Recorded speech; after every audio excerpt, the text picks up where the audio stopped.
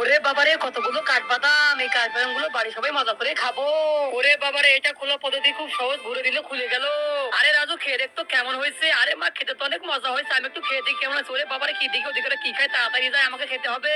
আরে পিসিমা, তাড়াতাড়ি এসো, তুমিও খাও, খেতে অনেক মজা, কিন্তু এখন এটা খুলতে হবে। এই তো খুলে ফেলেছি আমি। ওরে বাপরে বাপ, কি মজা রে খেতে। বুঝতে পেরেছি, তাড়াতাড়ি কাঠবাদাম গুলো লুকাতে হবে, আমি আসতেছি। আরে কোথায় গেল কাঠবাদাম নিয়ে?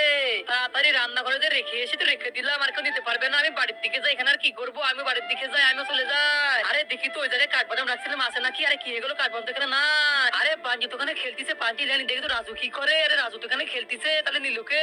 আমি তো এবার বুঝতে পেরেছি আমার কাঠবাদাম পিসিমা নিচে, তাড়াতাড়ি পিসিমার কাছে যায়। আরে পিসিমা দাঁড়াও, আরে কি হলো? আরে পিসিমা, তুমি কি রান্নাঘর থেকে কাঠবাদাম নিয়েছো? আরে না, নিইনি। আরে তাহলে বাড়ির দিকে যাই, দেখি তো মা কি করে ঘরের মধ্যে। সবাইকে তো চেক করলাম, মাকে কেউ চেক করে দেখি তো আম্মু কি করে। ওরে বাবারে, আম্মু তো সব কাঠবাদাম নিয়ে চলে এসেছে। বেশ ভালো, সাবস্ক্রাইব করে সাথে দেখবেন। ধন্যবাদ, নতুন করে দেখা হচ্ছে।